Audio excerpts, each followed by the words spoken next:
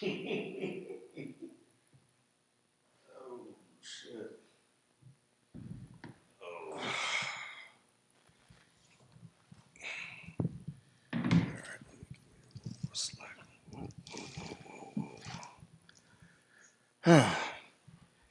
What up, everybody? We sound straight.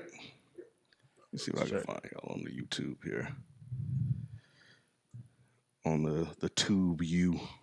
The tube that is you. Mm. Oh, look at that. Let me let that ad play. Y'all let them ads play. Y'all let them ads play, man. Cool. Yeah, we good. All right, let's get started. This is the place where sports opinions collide. Dead in Sports. I'm your host, Kenneth B. Inge. Joining me on the show, we got FIFO 24/7 What it do? and Shelton J. What's happening? What's happening? And the literal big homie, Q. Literal. Hey yo, For real. The biggest of the big homies, man. Like this nigga, man. This nigga like, what's his name? Groot. This nigga like Groot out this motherfucker. Next time you see, yeah. hey, you next to this nigga. At least for me, you know, I'm short than a motherfucker, but that nigga, tall as shit, boy. Yeah, Real so though. Next time y'all play 3-on-3, I'ma sub in. Me and people gonna pick and roll them niggas to death. It's gonna be crazy. Hey, I'm just throwing it to the rim. That's it. The rest is up to you. Real talk. No, that's what it is. So you like one of them shot blocking Africans out there? Manute Bowl face head. All right. All right, well, we're gonna go ahead and jump into the show, man. We done kept you guys waiting long enough. So I'm gonna hand it over to you, Q. Word. Welcome everybody. Here again, Dead in Sports. Shout out to the chat. Make sure you send your super chats in. We're gonna get to them. You all control the conversation. If it's whack, we're gonna switch it over. You know what I mean? If you got something to say, and we'll adhere to it. So we're gonna start out first off with this first topic. I wanted to get right into it with the Lakers. The Lakers is gonna be a hot topic, probably going down the next week because this is the last week of the NBA season. With LeBron and Schroeder slated to return, I wanted to start off with just a little bit of an appetizer with you guys. Do you think that LeBron and Schroeder's return is going to elevate the Lakers to a play-in win, or will they crash and burn? I'm gonna start with FIFO. I'm not betting against the king. Mm. Hey, you know what I'm Out saying? the gate. I'm just not. How many times does he have to show and prove? You know what Mm-hmm. I'm saying? When the chips are down, LeBron typically steps the hell up. So, you know, I think they'll handle business. I don't think it's gonna be a problem, honestly. So I'm not worried. I'm not worried about them crashing and burning. Not in no damn playing. Now I do tell you this though. I wouldn't want to play Golden State in the damn play-in. Thank you. Mm. Because look, Steph Curry is just too damn dangerous. Like and I've said it. I've said it in years past. Obviously they were at full strength or closer to full strength than what they are right now. But a 20-point lead is not safe with that man on the floor. Nah. You talking about 3 stops, 3 threes, which we have seen, Mm-hmm. and a 20-point lead evaporates in minutes to 11. Yep. Like what are we talking? We talking about a couple possessions now. This is a game now. So to me, Steph Curry, the avalanche and the flurry that's him. I don't want to go against Golden State, but I'm not betting against the King. Mm-hmm. To add on to FIFO's point, in case we want to supplement it a little bit, Curry's averaging 31.8 points per game, averaging 5.5 rebounds, averaging about 5.7 assists, and his 3-point percentage right now is 42%. Stupid. He's been going absolutely ape. So Ken, when we get to the play-in tournament, if it is in fact Golden State and it is Los Angeles, FIFO obviously is not betting against the King. Are you going to bet against the King? And if so, how many games does Curry get against the Lakers? How many they got to play to They win? got to play one. They got to play one game. One. Mm-hmm. You mean one game? One game for One game. Mm-hmm. Shit. Mm-hmm. I don't don't know. It's like FIFO. it's like a That's game. that's why I don't want to play Golden State. FIFO. I thought they at least had 2 out of 3 or something. No, That team, Curry's on another level. Curry's been playing. He's like on another level right now. The team is gaining confidence with him. You saw Andrew Wiggins went off and hit a big clutch basket. The Lakers are still banged up. That's going to be tough, man. Super They're tough. going to have to blitz Curry a lot and take it. They're going to have to take him out the game. Take him out the game. They're going to have to take him out the game. You can't beat us, you Yep. little light skinned Yep. mother. You know what I'm Yep. saying? But if You anybody can't can do it, he can, because they've beaten the Lakers Exactly. with LeBron and AD this year. Mhm. So when them coming back from being out, LeBron is not in rhythm. I know he's going to play 2 games, but he needs more than that. Mhm. And the way them other niggas looking, Hey, but THT hit a big shot the other night. that dude, man, that dude got it. He do. Yeah. He He nice. got it, and he Drummond could be just the had 20 difference and maker 10. in that series. But I'll take the Warriors. Mm. Mm. Okay. So you betting against the king. Mm-hmm. I'm betting Giannis. against a rusty king. I'm betting All against. right. And, So we got and one AD. for Golden State. Yeah, it's one game, man. Curry can snap for 50 Yeah, easy. I know. Easy. Ooh. No Shelton. matter who guarding him. Nope. man, it like both sides have said is this is going to be like one of the best games I would anticipate anyway of the playoffs, even though it's the first, a play-in. You know what I'm saying? And in saying that, it could go either way, man. It depends on which team shows up that night. But I'm with Ken. I'm betting on Golden State to show up. I think that LeBron is going to be LeBron, but normally in a situation like this, LeBron would guard Curry. You know what I'm saying? Mhm. That would be the strategy. Mm-hmm. But with him coming off injury and being rusty like that, him chasing Curry around, just, I don't see how that's possible. Mm-hmm. And I just think Golden State, if they can keep the game going up and down like they do and hit a couple shots, it's going to be a wrap. Mm-hmm. Mm-hmm. Now the thing about it, Ken, I don't know if you know this, but the winner of this game, the winner of this game moves on. The loser of this game plays the 9 and 10 winner. So you still got another shot to make the playoffs to be the 8th seed. Oh, I didn't know that. Okay. Yeah, so it's not as much pressure. The 7 and 8 game is not as much pressure as the 9 and 10 game. The 9 and 10 loser is out. The 7 and 8 loser plays the 9 and 10 winner to see who moves on. So in saying I that, think it's Memphis, right? Which is right now the 9 seed. Yeah, if I'm right not now it's mistaken. Memphis, yeah. Yeah, so Yeah, I they'll think- go on to yeah. play Memphis. right? San If Antonio Memphis could wins- sneak in.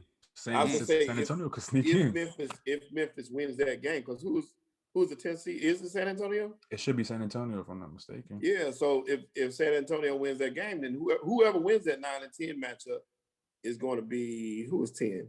Yeah, San Antonio. Mhm. Right, as of right now, it's San Antonio, Memphis, and Shout out to Pop, man. You know, Pop is, he's really Yeah. reinvented, and we're gonna get into coach appreciation. I'm gonna ask y'all some questions about that. But let me get deeper into this question. we got Since we're we got gonna a couple talk- super chats real quick. Oh, while yeah. we're going. The No, only go reason I'm ahead. throwing them in now is so we can, they might want to ask another. We want to catch. For sure. Drink more water. Hey, appreciate you. Drink more water for rocking with us on Tuesday. I'm trying to drink more water, but right now I got the Yeah. Powerade. That's it. That is it. Who guards LeBron and AD for the Warriors? Wow. Draymond and Andrew Wiggins. Wiggins? Mhm. Yeah. I would think Draymond and Wiggins as well. I mean, they And just Kelly gonna have Oubre. Yep. Oubre's out. He's hurt again. He busted Man, he made me look bad. for a little bit. Yeah, He got it. he got together. it back a little bit, but then he lost it the again. Phoenix or wherever he was last year showed up. Yeah. It's pressure on expectations can make or break you. Oh, 100%. Yeah. Especially when you're noticed. seeking a new deal, you know what I mean? Like when you're playing for that paper because you want to Mhm. secure your family lifestyle, you got a lot of pressure on you. So guys want to go out there and really Mhm. give 110% and maybe sometimes press a little too hard and Mhm. become a little inconsistent with their play because they want to prove to a team, if not the one they're on right now, like Oubre, but a potential suitor in free agency. Just like look at Kelly Olynyk. Kelly Olynyk is putting up numbers and balling in Houston. He But gonna you get put a him in a deal. winning situation with pressure, Yeah, he busted. Christian Wood, the same thing. Coach said it on the show on Tuesday. I don't know if y'all watched the show Tuesday. If not, please do us a favor. Go back and check out that show. We had a great guest. And Coach said it well. He was saying how change of scenery sometimes gives you a change in results. You know what I'm saying? He was like, a new situation does not automatically mean whatever you did at that old situation, you'll be able to do it the new place as well. New scenery, new results, so you can have like a down drop based off the fact that you're playing with more talent. So it just depends. It's you hope what you bring can add, but sometimes it can subtract. Sometimes it can add more, but sometimes it can fall off. So it really just depends. So when it comes to the Lakers, FIFO's not betting against them. Ken is betting against them. And Sheldon, I don't think you ever answered it. So you're saying that the Lakers are going to get the game against Golden State? I said Golden State. So we got two for Golden. Two for Golden State. When it comes to the Lakers, we just saw Drummond put up 20 and 10.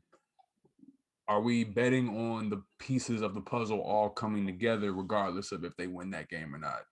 Are we thinking the Lakers make the playoffs, right? Everybody here thinks they at least 100. make playoffs. They're going to make the playoffs regardless.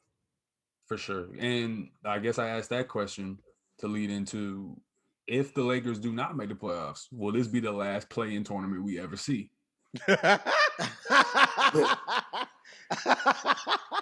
Bro, yes. Yes. Because LeBron gonna pull his strings. Oh, he gonna show his ass. You know what, Q? I wouldn't mind seeing that shit. I would love to see it. Cause he can't go the fuck off. Yep. Adam Silver gonna come out with that little Who Framed Roger Rabbit shit, and he gonna come out talking about the play-in tournament has been suspended due to concerns from players and executives.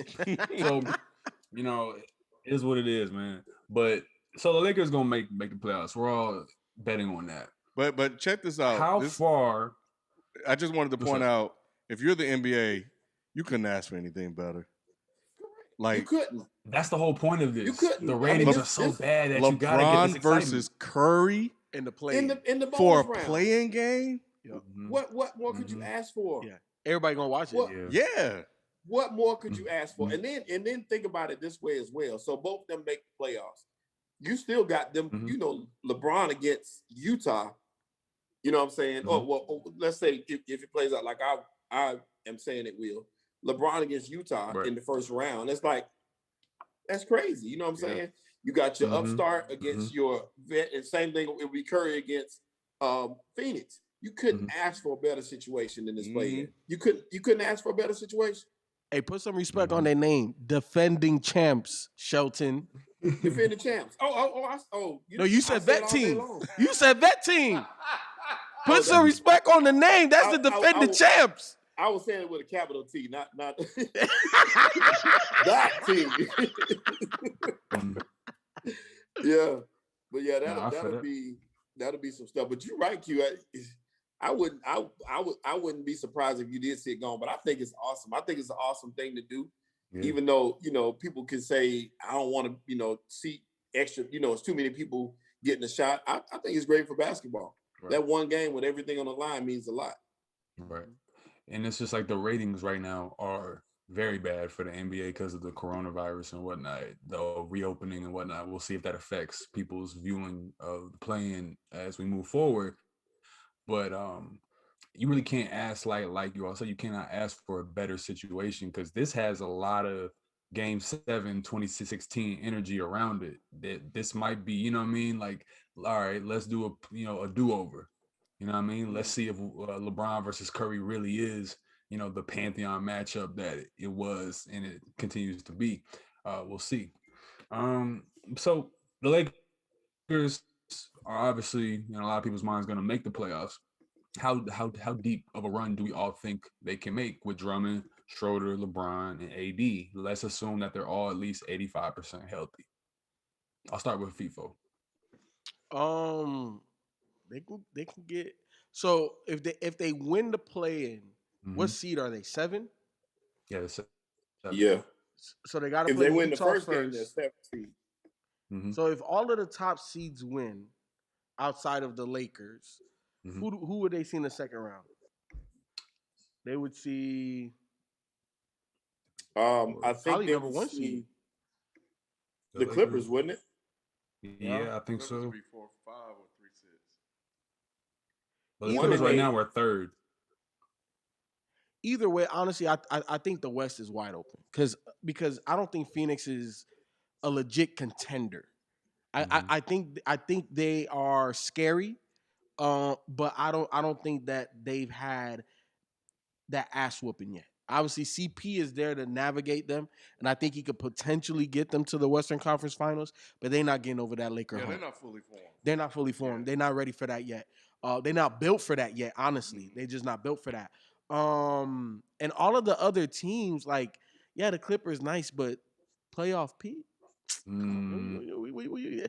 All of the greats go up in the playoffs. All of their numbers, right? And maybe even if it's not across the board, there's certain things that you elevate in the playoffs.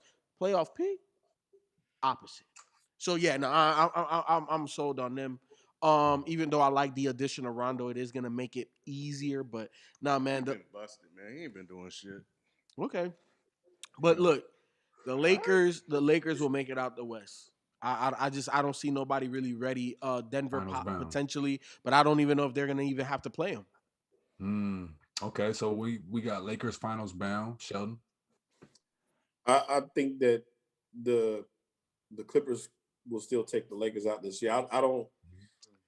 I think that's tough to say. I think the Lakers will be fine if they're 85% healthy. I think they'll be okay. But I still think whatever round they play the Clippers in, that'll be it for them. So we're thinking Ibaka is going to be back, obviously, and you get Ibaka guarding AD. You have PG or Kawhi probably guarding LeBron. Most likely would be Kawhi. You'll probably have PG helping Ibaka, and then A motivated. Rondo. What's my DeMarcus Cousins? Motivated sure. DeMarcus Cousins. Boogie can be down there.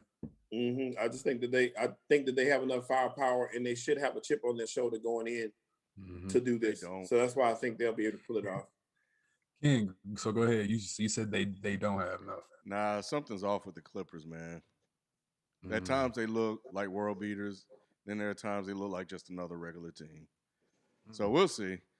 But to answer the question about the Lakers, I've been really trying to figure that out, and it's really hard to judge them based on everybody being hurt. Schroeder, LeBron, AD, like they haven't had their team together in a minute. When I was talking about expectations, Drummond he's one of those guys. When I see and look at Drummond out there, it's like, man, things were easy in Detroit because they didn't expect anything from you. But now, you're expected to, make these easy putbacks and stuff like that. He barely jumps off the ground when he does anything, but he's a great rebounder and he does get easy buckets, because he's so active. So he's still putting up double doubles and he makes it look easy, to be honest. But what happens in when the game is on the line, or can you stay out of fucking foul trouble? So, but that's the advantage they have because they could put Gasol in there, they could put Montrez in there. So that brings me around to the coach, Vogel, because he struggled with rotations, he struggled with minutes. When is he going to play Gasol and Harold? Harold's been sitting on the bench. What is he going to do about THT? He be having Caruso in there when Caruso shit. Being there, Caruso shit, being there fucking up the goddamn game. THT got to come in, but he does all of the right things, but he's still young and makes young mistakes. So Vogel has one hell of a job ahead of him, man. And, with them having their pieces being so out and about like this, they're going to need a good tune-up series to get back in rhythm. So whoever they play in the first round may go 7. They win that. I think they may, have some lather on them, and they could probably get to the finals again. Because I don't. Everybody in the top are frauds. Let's just be real. The Jazz are frauds. The fucking damn Suns, not frauds. They're not true contenders. Right. They're not true contenders. Yeah. Like they don't have enough pieces. All of those teams. Like who's the number 2 in Utah? Like who's the legit Joe number Ingles. that's not good enough. Your sixth man probably Joe Clark. I mean, Yeah, Clarkson. Carson's probably. He's the And if you he's the wanna new just age Lou depend on Williams. Jordan Clarkson. Yo, Why y'all be you dying laughing? when he be dying Like when Lou, people compare to Lou Lou won Williams. 2, 3, 6 man of the years. Like, I know was that, but nice. what comes with that? what do you? 6 Man of the Year awards. J.R. Smith won Yeah. that. No, but I when you feel get in you. the playoffs, what happens? Well, no, They attack him on defense. on defense. Yeah, of course. But what? look, that's what I'm saying. I'll make it. It's I'm not agreeing an with you. insult, but it is kind of an insult. No, but he's Lou Will. He's a walking bucket. Like you have to respect that man. Bro, That- Lou, have you seen him like some of the shit he's doing? He's been he's working very on his aggressive. game, that's Ken. fine. But I've also remember Jordan. I know he's been working on his game, so the Clarkson now is different. Is from the way Clarkson different. With His bag is way bigger. But remember the expectations. No. But we had to taper those. And see, this is okay. Look, You think he can handle expectations now? yeah, because he knows I think his so. role is clearly defined now. Like he no longer has to assume the position of like leader and all of that other stuff. Bro, I'm here to get a bucket. I got He like was two, supposed to get a bucket when he was with the Lakers. but his bag is different now, though, Ken. Yeah. No, when he was with Cleveland. His bag is different now, Ken. I don't look. Imagine living in Utah for half the year, bro. You ain't got shit to do but hoop, right? Yeah, he do nothing but hoop. It ain't nothing but His it bag ain't is nothing but again, if you really GOP watch him- and Mormons. If you really That's it. watch him, man, like the moves he's making, he didn't have that even 2 years ago. Okay. So I got to give that man a lot of props. Like and here's the thing. That's He's what I'm been saying. consistent. Yeah. He's been consistent, and the expectation is no longer there, right? Like because as you try to establish yourself in the league, you try like where do you cap? Like, am I an all-star? Am I like a starter? Am I like the all-star off the bench, like superstar 6-man that coach just want me to go in there and get buckets? Like, what's my role? And I think playing with Kobe, playing with LeBron, he was always going to be second fiddle, but now I think he found his role, and his role is just to get buckets because he worked on his game, and now he's way more efficient at doing that. Mm-hmm. But it's still I not don't good know. enough. It's still not good I enough. don't know. It's still not good enough, though. And when you look at the other teams, the reason why I say the Lakers are still going to get there because it's only the Clippers that have 2 legitimate superstars. Mm-hmm. You know what I'm saying? But Rondo, Rondo's Rondo. Rondo's not going to give you buckets like that. Not every game. Like, he can give you 20, 30 here or there in the playoffs. But it's Paul George. I don't believe in that man. I'm Mhm. sorry. And I've been calling it for years. Ever since he got to OKC. I do not believe in that man in the playoffs. What about Lou? Lou? The coach. Y'all gotta stop. Oh, look, he did what he was supposed to do and have a more peaceful regular season. True. That team He kept was them out of the headline. exactly. Yep. That team was never better from a talent perspective, meaning they're big. The Mhm. people at the top, AD and LeBron is better than Kawhi and Paul George. That's end of story, and that's the reason why the Clippers will not beat the Lakers. Simple as that. But what about Ibaka and what about Ibaka, what come about on, man. DeMarcus Cousins? All of that is nice. All of that is nice. Rondo. All of that is nice. It's not LeBron and AD. Because look, here's the thing. In the playoffs, when it slows down, who is going to be the most efficient team? Who can overwhelm you with their sheer will? Who have we seen that do that more than anybody in these playoffs I right think now? the most efficient team will be the Clippers, but the one that can overwhelm you with will be the Lakers. Correct. And I would because say, of I would that, say the same thing because of the consistency. Like I said, with as many games as those guys have missed, and you brought in a new piece like Drummond, it's going to be kind of hard to get that to gel and get that consistency that you'll need to be successful. That'll be the only thing, that subtraction because of the addition, it'll be what would hurt the Lakers more than anything else. I ain't going to say that it's going to kill them, but still, it's going to hurt them more than anything else. but and I understand the chemistry thing. Trust me, I do. But I also feel as a coach, having too much talent or sometimes talent that doesn't necessarily work together, that's why you pay me. You know what I'm saying? You pay me to figure that out.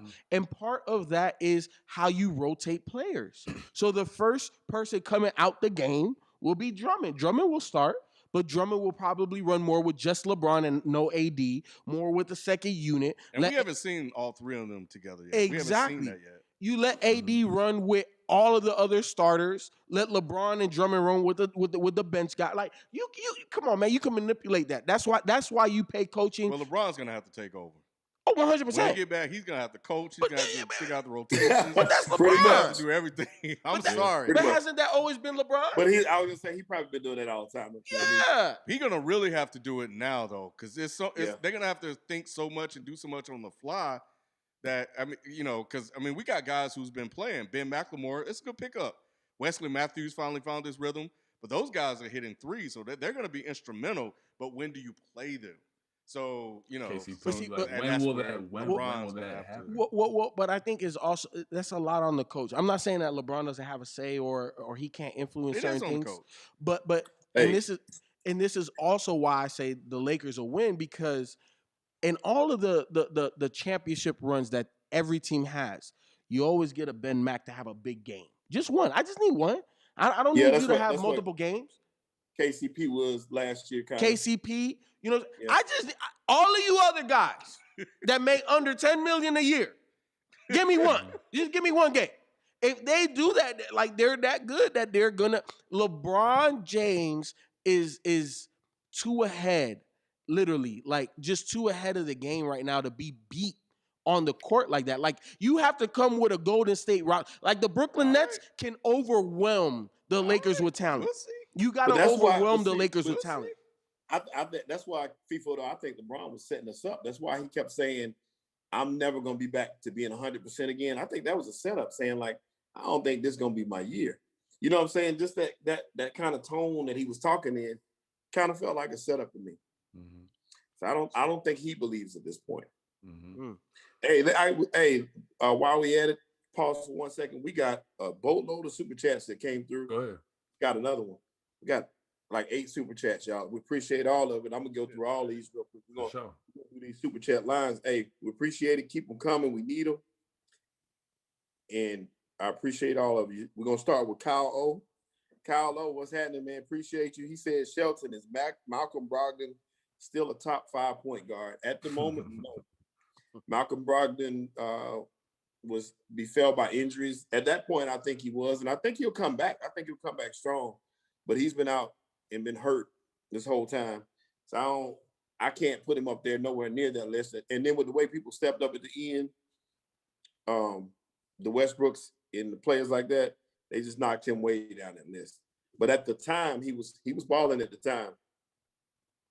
The next one was Marty McFly.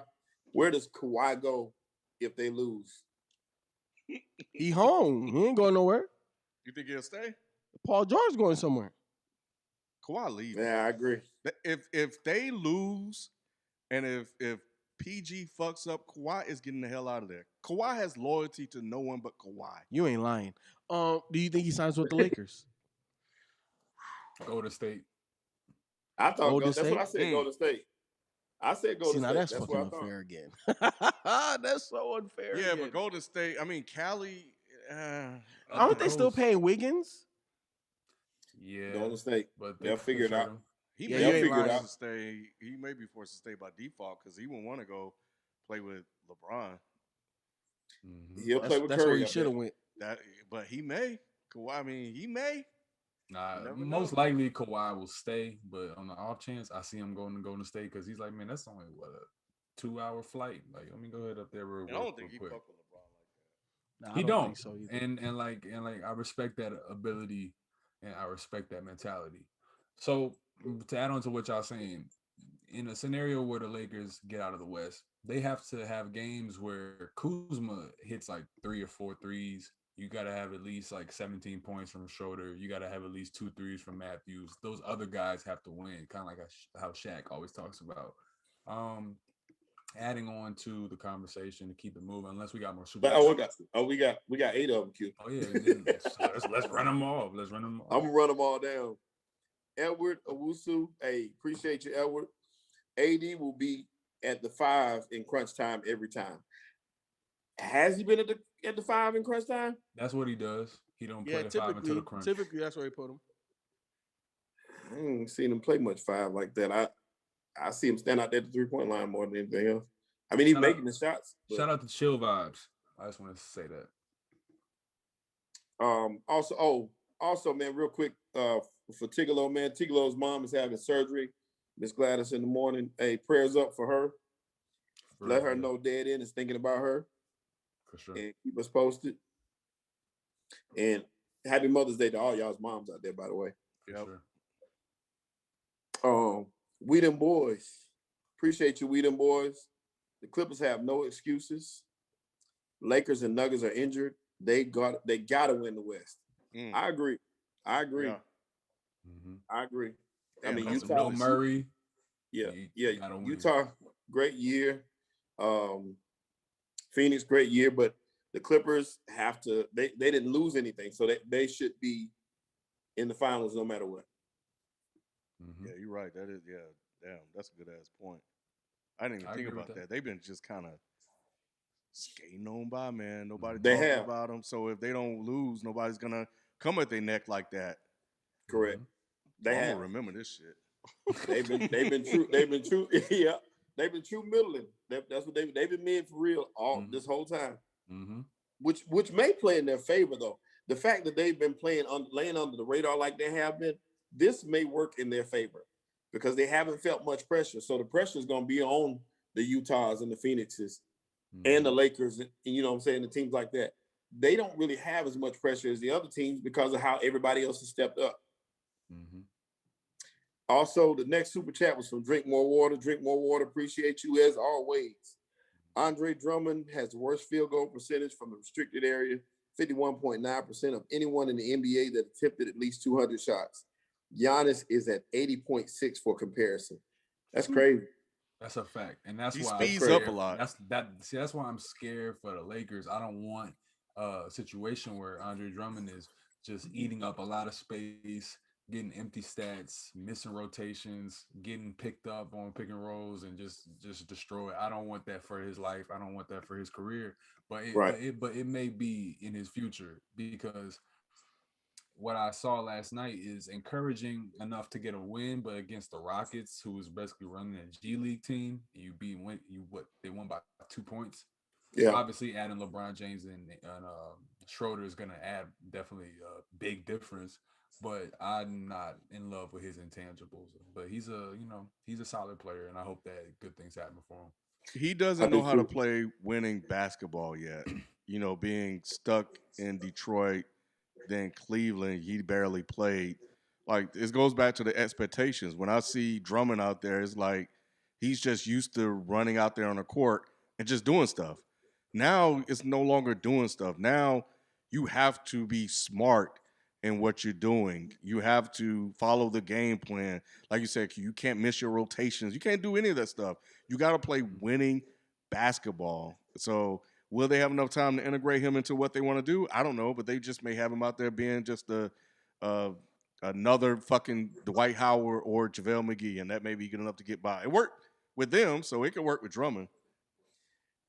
I think that he brings a lot to the table if he does what he brought there to do. If he rebounds and plays some defense, then he'll be good. But those guys, they were rebounding, they were athletic, they were blocking shots, they were doing some things, and that's really what they need him to do. Drummond's not athletic, and he can't play defense.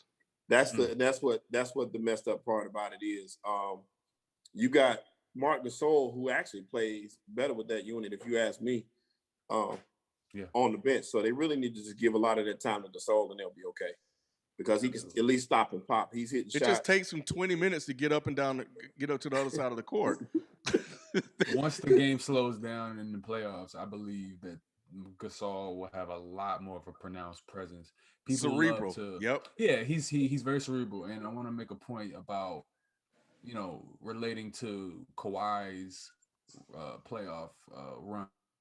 A lot of people give Kawhi all of the props in that playoff run.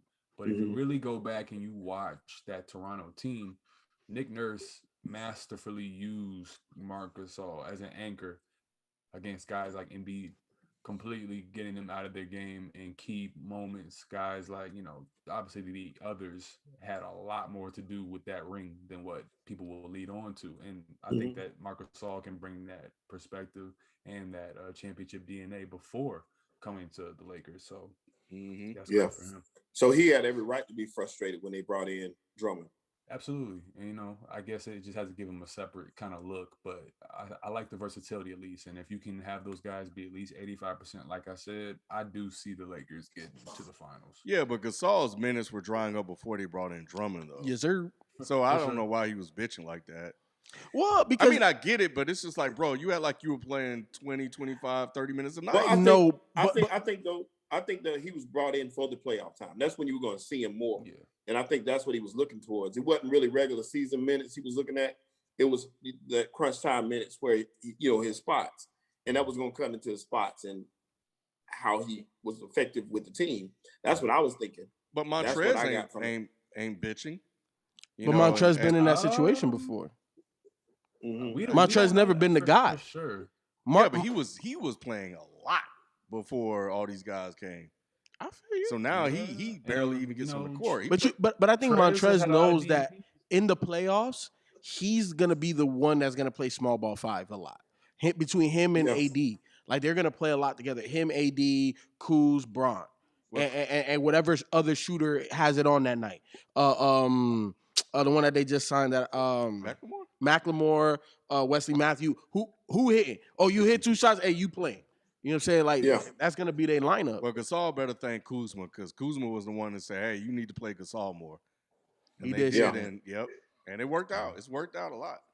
Mhm. The next super chat was from Edward Owusu again. He said Drummond's percentages have been better with the Lakers. Mm. May have been better, but he's just not. Like I said, he's a shell of himself right now to me, and I don't see. Checking him. Yeah. Mm. Okay. The next super chat was from Chill Vibes 24. Chill Vibes, appreciate you for the large donation, man. Shout We out Chill needed that. Vibes. Yes, sir. Yes, sir. Yes, sir. This season has been the least amount of NBA I've watched. I always keep up, and I'm excited for the playoffs. But with low ratings and LeBron only having a few years, what is the future of the NBA looking like to you guys? Ooh. So that's a great question. So That basically, is. like asking who's the face of the league and whatnot, it's gonna be the most skilled you've ever seen, probably the easiest to score that you've ever seen, probably the hardest to defend that you've ever seen because the rule book is probably gonna make it even harder to play defense. I think we're gonna see obviously younger guys ascend quicker. I think that we're gonna get out of the mind frame of he's only 22 and doing this. I think that we're gonna get to a point where he's 22. Where's the championship at? Because guys are gonna start coming in from high school. You got guys, and we're gonna get into that as well. But it's gonna be a really young, up and down game, and it's gonna be the most explosive athletes we've seen, the best 3-point shooters we've seen, and it's gonna be really fun to see the future of the NBA, in my opinion. You know what's interesting? Q is saying that, and years ago, right? Years ago, when we were still on Blog Talk Radio, I was talking about how I believe years ahead, even a couple years from now, that the league is going to have to expand because of the influx of talent that's going to come in. I 100%. I 100% agree with Q, man. Like, these young guys are just more ready. They just are. There's more. Look, I follow this trainer, C Brickley, and he just got ball is no Slam magazine cover, some big article calling him the trainer of the decade, but he's only been in the game 5 years. Mm-hmm. But he's the one that's training Julius Randle. He's the one that's training Jordan Clarkson. All of these guys that you see are making these jumps. They're training with him. Carmelo Anthony trains with him. I say all that to say that young guys nowadays have trainers at like 11, at 10. Yep. They're playing year-round basketball. They're just more ready to come into the league and have success. And even if they're not ready day one, like I always say, give them 3 to 5. Look at Brandon Ingram. People were questioning. But when he hit that 3 to 5, he's a 20-point a game scorer now. Look at Julius Randle. You got to give some of these guys a little bit of time to bake.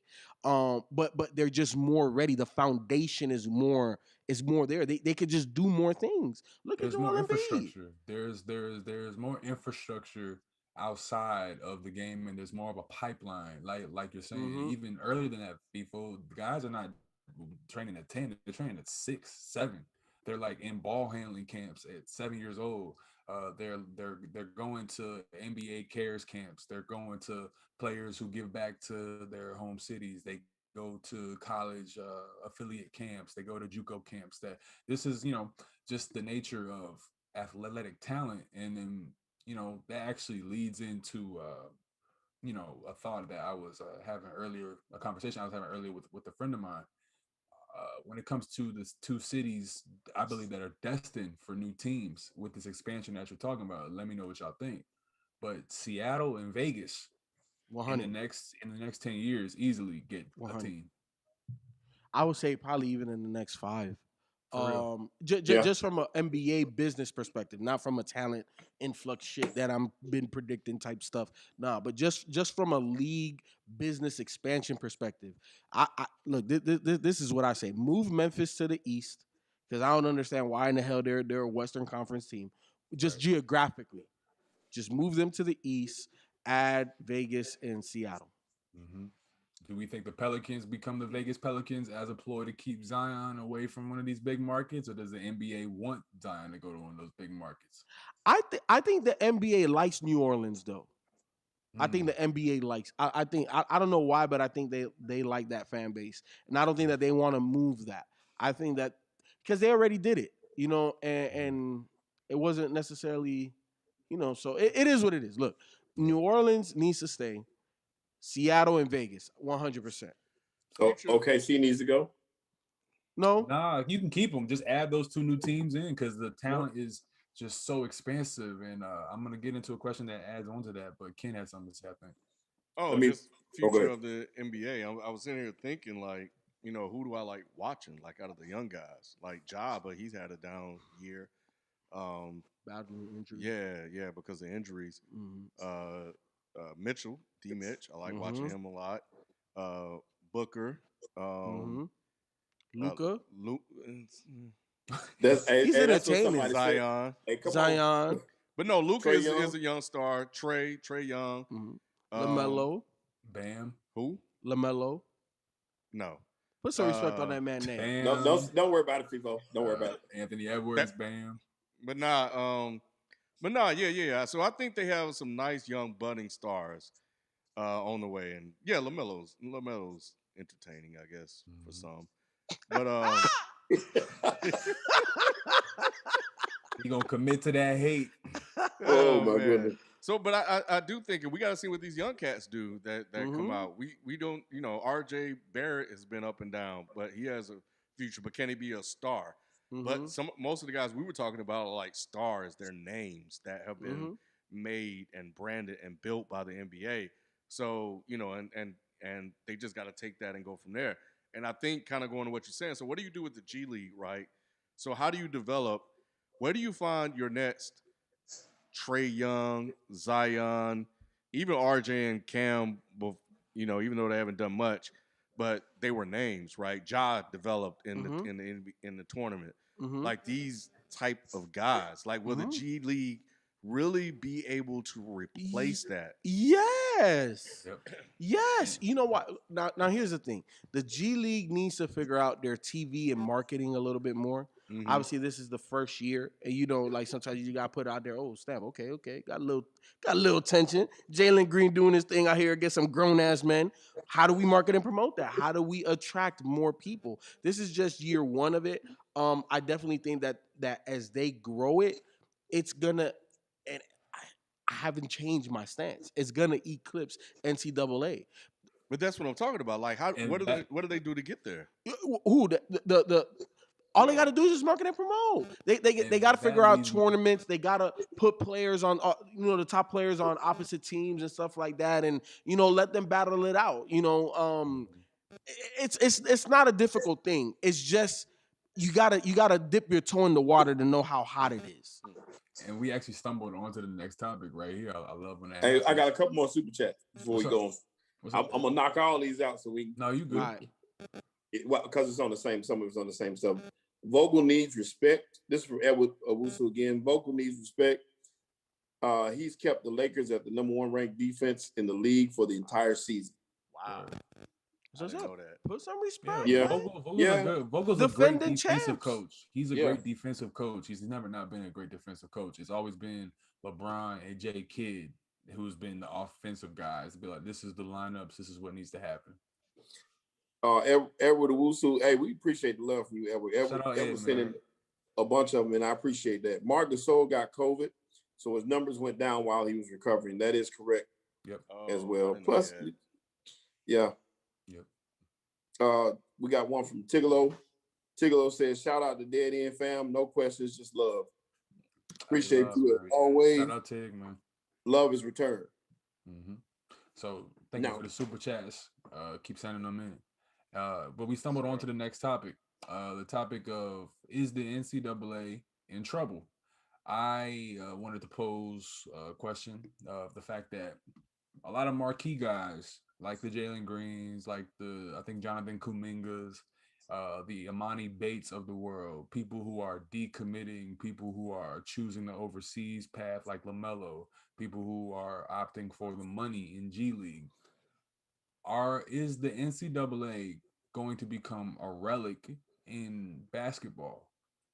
And are they in trouble with this new wave of talent who has Instagram pages by the time they're 17 with 30 million, 20 million, 5 million followers? They already have a platform and they're leveraging it to get money in these entities in these different leagues. So, Ken, do you think that the NCAA is in trouble like FIFA? Absolutely. And I think these guys that are choosing to leave, if they get to the NBA, if they're able to monetize even more while in the G League, then that's just going to send a message to the guys behind them. Look, man, this thing is simple. It's money. The basketball players are just new slaves running around on the court, dunking and entertaining for the masses, while these old ass colleges and institutions get all the money. Man, I heard Alabama's football program and some of these football programs could pay for every single student's tuition 100. at the university. 100. Every Correct. single one off the money that they make. Mhm. That needs to be known out there. I didn't even know that. Imagine if people Do you actually. know Of course. big? No, I understand the money, but you got to contextualize how much money for somebody. When you tell me that a college program, a football college program, could basically give free education to people that go there, that changes a lot of things for a lot of people that don't know that, because that's going to help people think differently. So it's all about following the money, as everybody say, right? That's a saying for a reason. So if these kids go to the G League, the NBA, do what they do, and they get in there and they brand that thing, they make that thing look good on school, and they got these guys, looking, and it attracts a following, which I know it probably more than likely would, because the kids already got a following. What's the NCAA going to do? See, now here's the Start thing. paying players. But let me clarify how I feel about this, because I don't think that the NCAA is done. Because the way that the NCAA is structured, it's more so structured for 2, 3, 4 year guys. It was never structured for the one and dones. It was never structured for the phenom. It was Right. never structured for that. So the phenoms can go to the G League or directly to the NBA whenever they move that rule. But think about this. Damian Lillard, John Morant needed 2 years of Dwayne college. Wade. Dwayne Wade needed those years of college. Those guys Buddy ain't going Hield. nowhere. You know what I'm saying? Like we're still gonna get those guys that needed the college experience because they're not ready to produce right now at the professional level. So the marquee names aren't going to be in the NCAA, but they will have the opportunity to become marquee names. So basically, what's happening right now is a monetization of the one and done classes. 100%. Right. Because again, back to my theory of the influx of talent. There's more guys ready at a younger age now. Yes, Ken, they are. have you looked at Imani Bates? Nah, not recently. Oh no. my God. KD 2.0, he's ready right now. He could go, and I'm not saying that physicality, this, that, and the third, he gonna bang. No, he gonna get tossed around, but he gonna average 16. The man can get 16 in the league today. That's the type of talent But that's you know out what? there. I think And see- Shelton hit on a go point, ahead. and I hand it right to you. And he's saying that they're gonna have to start paying players, and that is a big thing. They That need to. shit ain't going anywhere. So Yep. what the G League could do is create a pathway to that happening. Well, no, That's no. what that's what it's going to be. That's what I think is going to have to happen because the NCAA will adjust. They're not going to give up their cash cow and just let it walk away like that. So what they're going to do is, with that top level talent, is going to start migrating to the G League somewhat, but they're going to keep it in house by paying these guys a little bit more money than they've ever paid them before. They're going to give them everything they deserve, but they're going to give them more than they did before, which is going to be a nice little check. You know what I'm saying? Nice little check to live off of. An And just official hope- check or a under the table check? Which type? It's What gonna type be of money an you talking official about? check. IRS gonna start It- asking for accounting information. Yeah, it's gonna be an official check. They're gonna pay these boys. They're gonna have to, and that's coming anyway. I think that was along the lines of coming out anyway. Is what they were gonna do. I just feel like it's gonna go ahead and happen at this point because you can't give up that money. But it's not gonna hurt the game. Like we talked about, the major programs, the Dukes of the world. For the longest, Duke had 4-year players forever. That's all they were known, and they were still on top.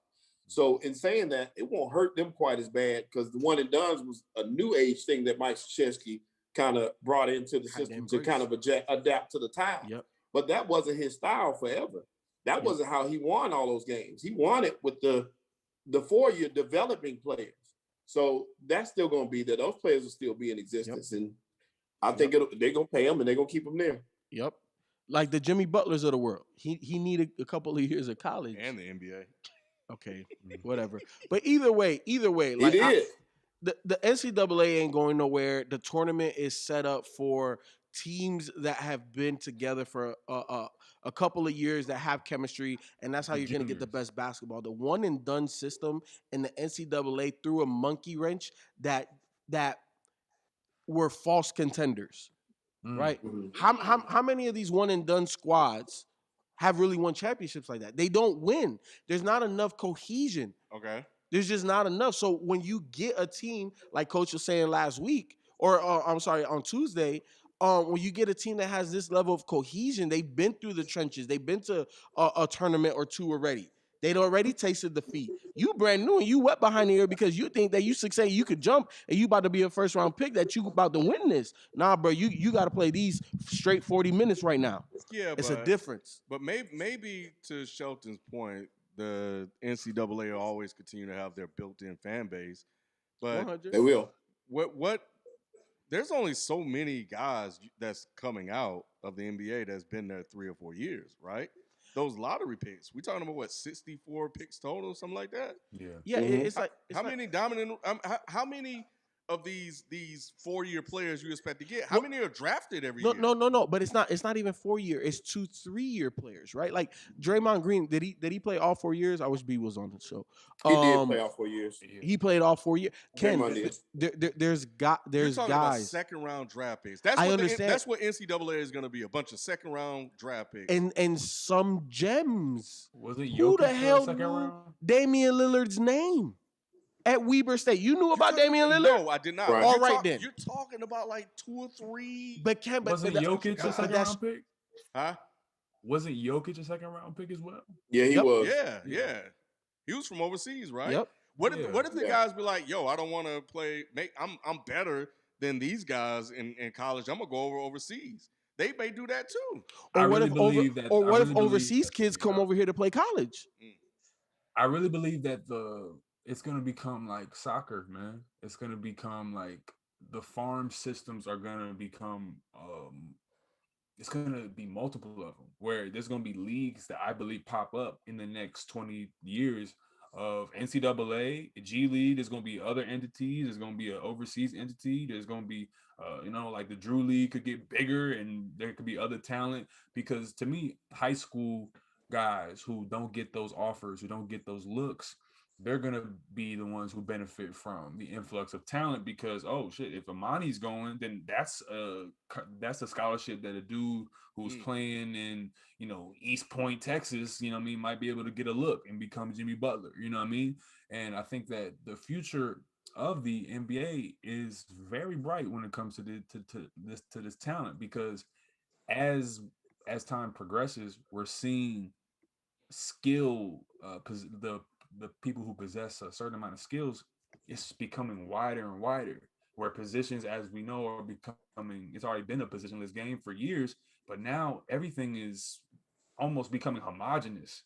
Where it's like this guy can catch, shoot, drive. He knows how to, pick and roll. He knows how to play D. This dude who's 7 feet can do the same thing. This guy who's 6'8" can do the same thing. This guy who's 6'1" does the same thing. And it's just a matter of putting roles together to get a certain outcome. You know what I mean? And it's all about who can organize that the best as an organization. So it's going to be great. But Sheldon, we got 2 super chats. Yes, sir, we do. We got one from Aldrin J. Appreciate you, Aldrin. Aldrin, as always.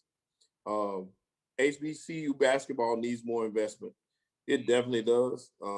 It'd be nice to see a couple more players. We're starting to see some names go to HBCUs, and it needs more investment from not only within itself, but from the fans as well.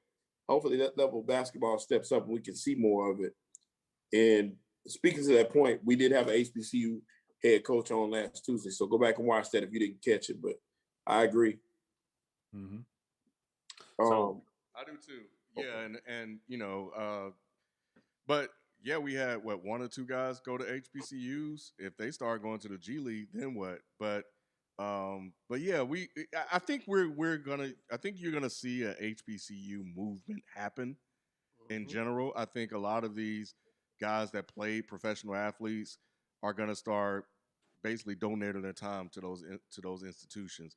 I'm just gonna have to watch because we got Eddie George at one now, and of course everybody know about Deion. prime time. So what if these other guys that played in the NFL or college, or the NBA, say, hey, I'm gonna go to this HBCU and I'm gonna start recruiting because you know what? I'm fucking Spidey Mitchell, and everybody remember me when I play, and they're gonna come play for me because I played at the professional level. Mm-hmm. Mm-hmm. Right. So we got one more. Yeah, we got 2 more actually, really quick. We got one from Maurice Wilkins. Hey man, y'all showing mad love, man. I just want to say appreciate to the chat, man. Y'all make the show every week. Y'all don't have to be nowhere, but you're here with us, and I appreciate it so deeply, man, for real. Yes, sir. Maurice Wilkins said, "There's always diamonds in the rough. Dame, Buddy Hield, CJ, Ja. Some kids might also think too high of themselves, like a Trayvon Duval. That's true. So that's going to happen. It's going to be a tilt of both. You're still going to have some of those guys, man. I think being taught the game, as long as the coaching stays there in the NCAA, you got the Mike Krzyzewskis of the game. You got certain coaches that will teach fundamentals. Tony Bennett, Mark Few. These are some great coaches. If you want to be coached up and learn the game and be able to take it to the next level, the NCAA will still always be there. And I think that, like I said, the fan base you're a fan of that university. You may have players you like, but you're a fan of that university, and that's your school. I'm a Tar Heel for life. No matter who's on the roster, I'm a Tar Heel fan. And there's fans like that everywhere. So they'll keep their fan base, which is important for them. They may lose some, don't get me wrong, but nobody's going to just jump ship and go to G League because some of these players go. If they've never heard of the player or they've never followed the player up to that point, they ain't really missing out on nothing. You know what I'm saying? They may watch it, but it's like, I'm not missing my favorite player because he went and played with the Philadelphia 49ers or whatever. You know what I'm saying? Because you're alumni, Yeah. You follow your team. That was your team. Yeah. You know what I'm saying? If you're a Duke Blue Devil fan, man, he ain't gonna stop watching Duke because those players that Duke have is what coach is gonna coach, and that's gonna be his team. So I think that's gonna be what you see happen, which is good for everybody. It's good for all parties involved. Mm-hmm. So was that the end of the super chats? No, we got one more from Drink More Water. Appreciate you, Drink More Water. Malcolm Brogdon, Draymond Green, CJ McCollum, JJ Redick, all 4-year college players. And there's several more. But like Ken said, I agree with Ken, though. That's not the norm anymore. Our top 10 in this past draft, I don't think none of them was even 2-year players at that. Mm-hmm. So, you know what I'm saying? And saying that, it's not the norm to get a 4-year player, but you still can have good basketball with continuity. So it'll still be a good brand of basketball, still be some talent there to watch. Mm-hmm. That's what I'm saying. Mm-hmm. Absolutely. Moving on to our next topic, we gonna run these down. I wanted to get into Trouble in Paradise with the chosen one, the good son, Brad Stevens. There's trouble in Boston. Jalen Brown has just been announced a couple days ago. He's out with a wrist injury. He's out for the rest of the season indefinitely. And Jason Tatum, over the past couple weeks, has shown out. He's been balling. And I want to ask to the panel, is it time to choose one or the other? Is it time to build around Batman? No. And when I saw the question, I was like, having Jalen Brown is building around Jason Tatum. Mm, Because look, and we've seen Danny Age's draft record. It's not good. Exactly. The two that he hit on, he can't move on and try to hit on another, because then now you're moving the timeline. You know what I'm saying? You're extending the timeline of your window, or you're trying to, but it does not it doesn't fit Jason Tatum's timeline right now. mm, Jalen Brown fits Jason Tatum's timeline. And what you need to do is you need to rid yourself of some of the contracts that are there. Kemba Walker. Um, you need to rid yourself of everybody not named Marcus Smart, Jason Tatum, and Jalen Brown. And you need to go sign you a free agent. Including Brad Stevens. Brad Stevens can go You too. relieving him of duty? He could go. The foundation of this Celtics team is Marcus Smart, Jason Tatum, and Jalen Brown. That is the identity. Rough, rugged. We're gonna play defense, and we're gonna play with some length, and we're gonna play positionless. That is the identity of their team. That's how you build around them. But you need to go get you a name. mhm. That's what they need. They need to go get them a disgruntled superstar that wants to walk. And you get rid of everything minus those three pieces. And to me, that's how you move forward. Because if you give up Jalen and you get draft picks, who's to say that these draft picks are going to hit? What if you whiff on all of them? Now you just got Jason Tatum after all of the moves, after everything that Danny Ainge done did, after all of the draft capital, after everything. Only Jason Tatum? Nah, it's too risky because he's missed too many times.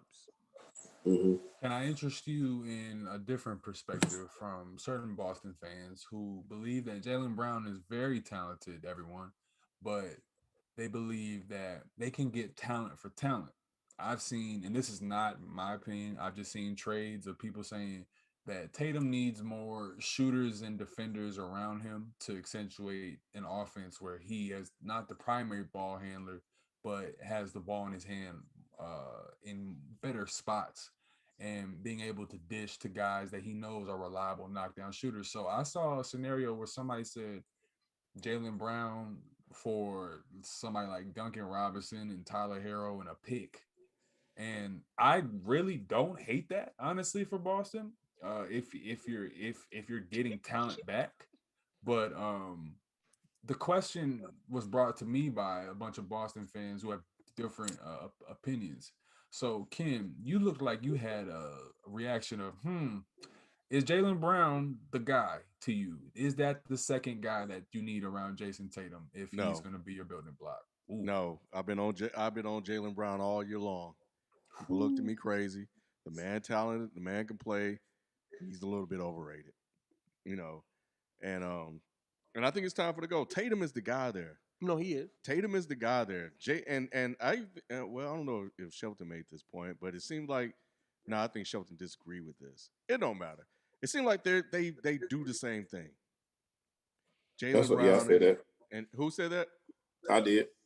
Yeah. And I think they just need to build a better team to support the guy.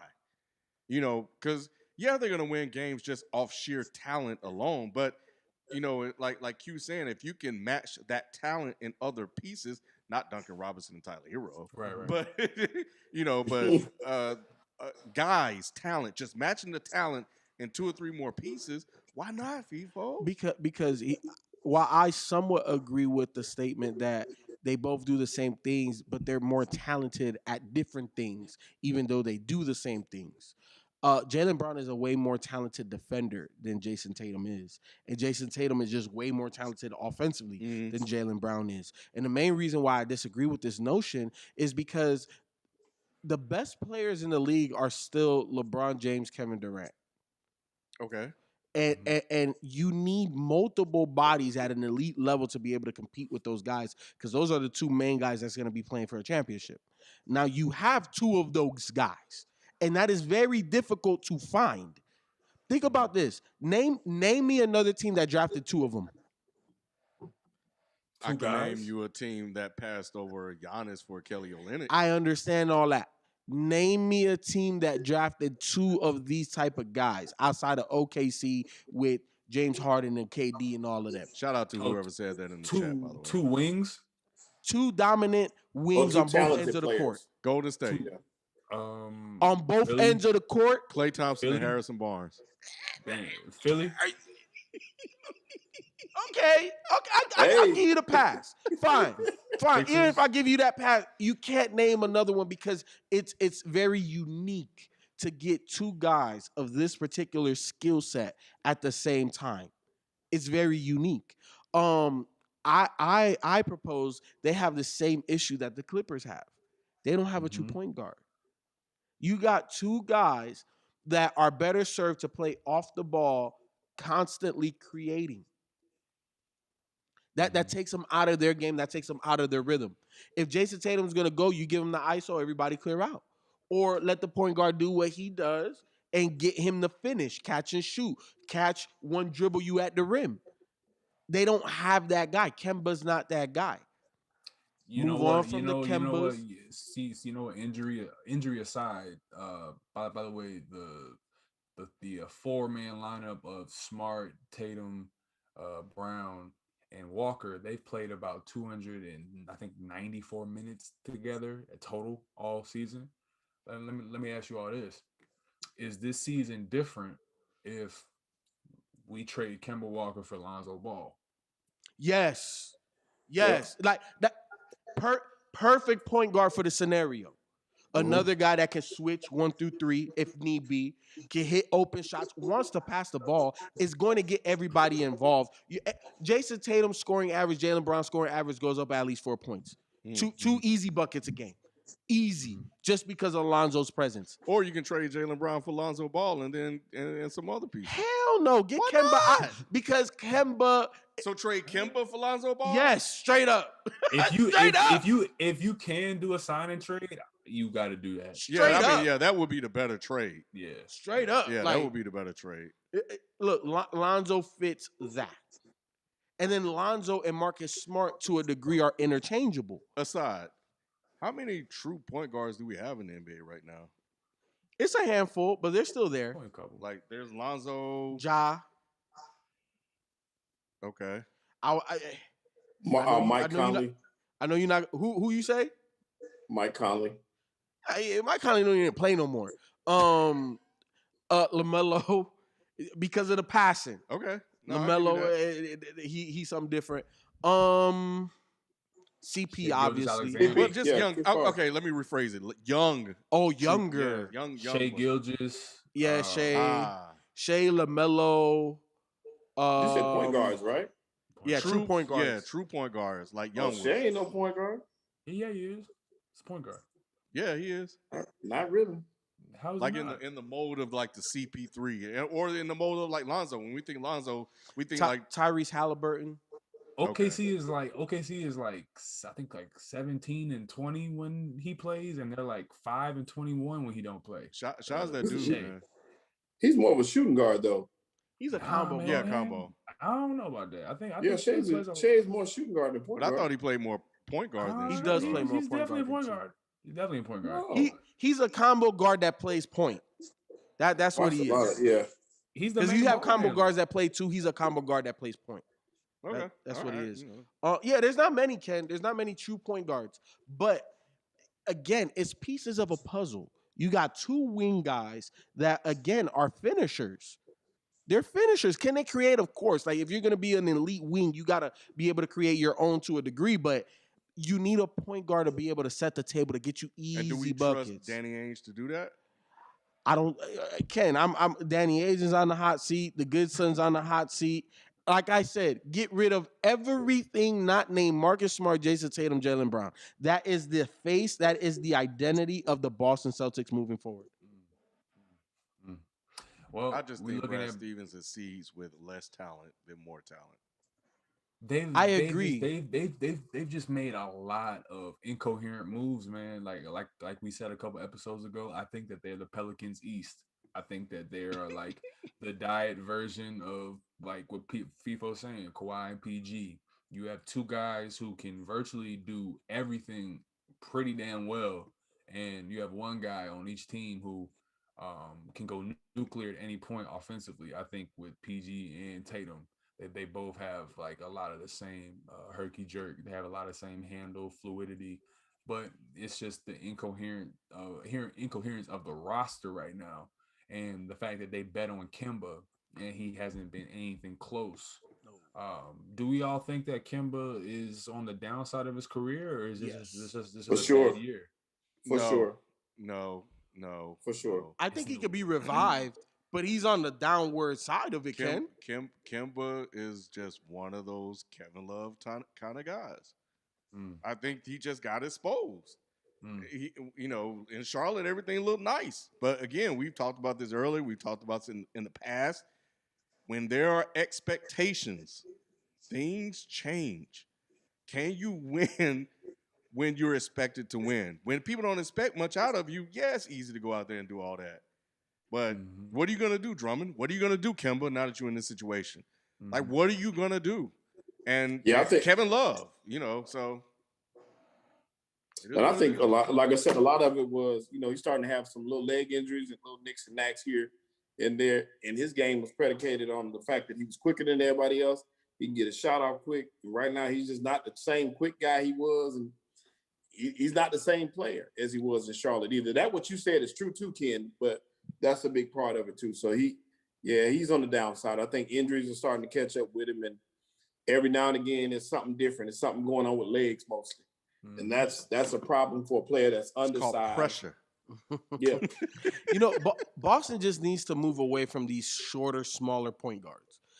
Ride the wave. Go get you a 6'6 plus 6'7 type, ball handler, man, because that's really where the NBA is going. Look at Ben Simmons. is. Would you trade Ben Simmons for Jaylen Brown? For Jaylen Brown. Would you? Yeah. Would you, if you Boston and Boston? Let's just say I would. I would too. I would. I would too. I think I would too. I would Because if too. nothing else, he's gonna play. He's gonna be a defensive stopper, and he's gonna get the ball where it needs to be. Exactly. Because again, like I always say, man, look, the pieces of the puzzle, you get a dominant scoring wing. You got to get a point guard that's somewhat of a scoring point guard. No. I take that back because I'm thinking LeBron point forward. When you get a scoring wing like that, get him a true point guard because he's gonna get his. But it's just like with Carmelo. Did Carmelo need help getting 30? No, but the rest of you dudes need help getting buckets because he gonna get his. Yeah. The rest of y'all, what y'all gonna do? And that's what a dude like a Ben Simmons does for everybody else.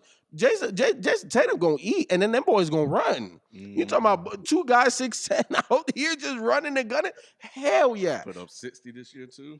Yeah, I would definitely make that move. Has Ben Simmons fallen off?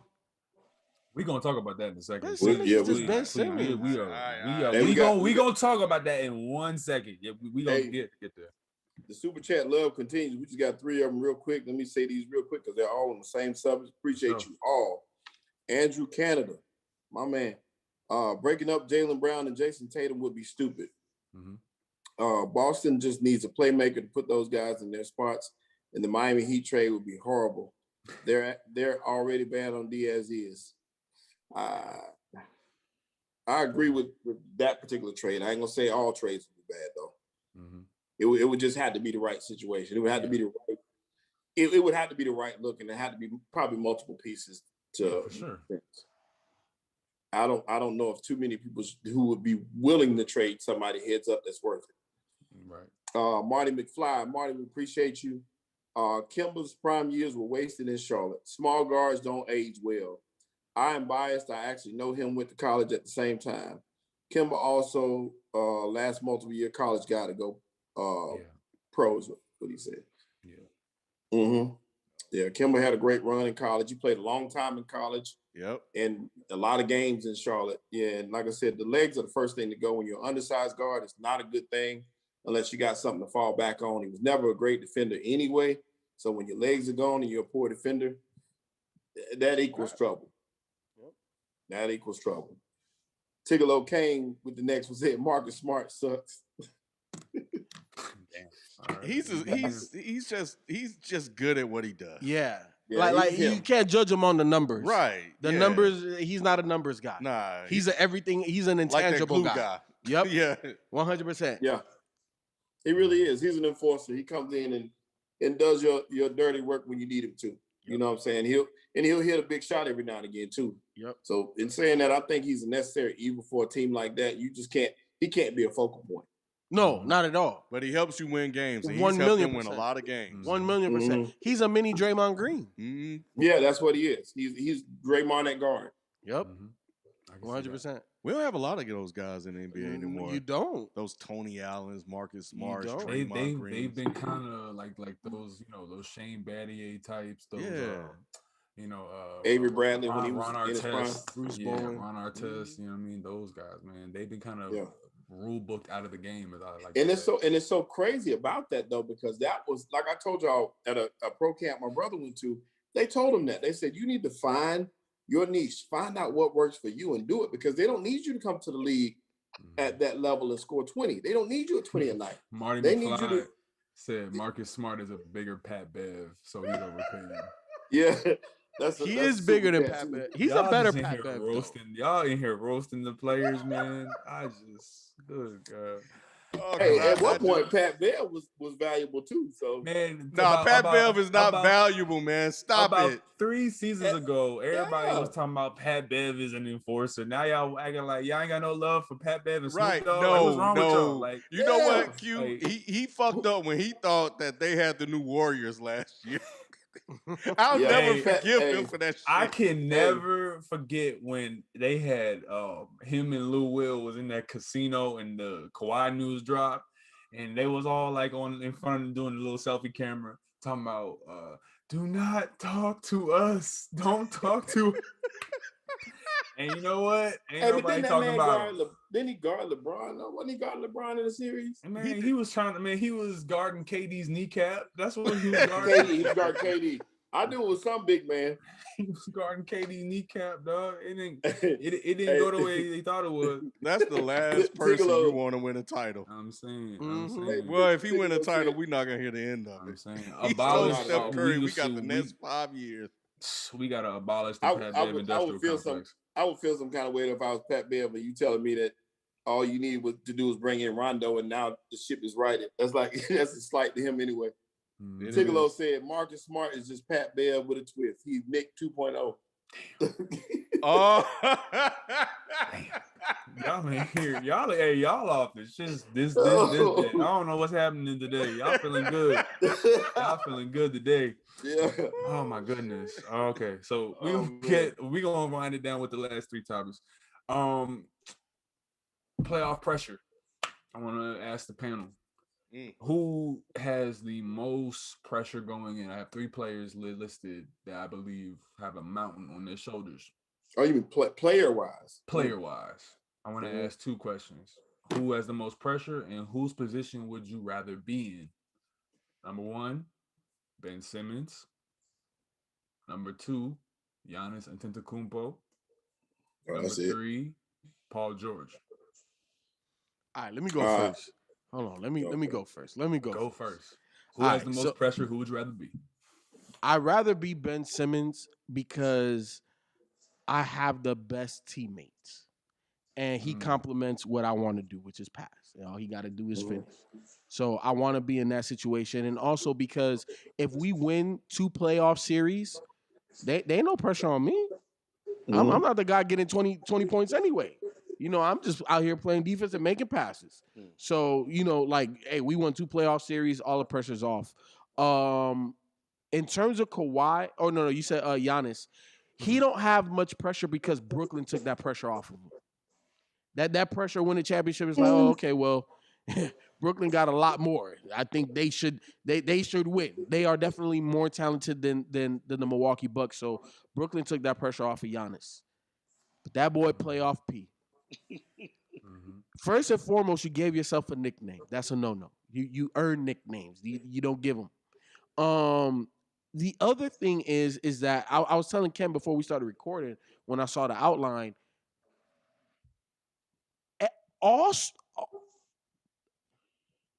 NBA first team players or even second team players, for the most part, they elevate their game in the playoffs. Not maybe across the board. Everybody's not LeBron. Everybody's not MJ. Everybody's not Magic. I get that.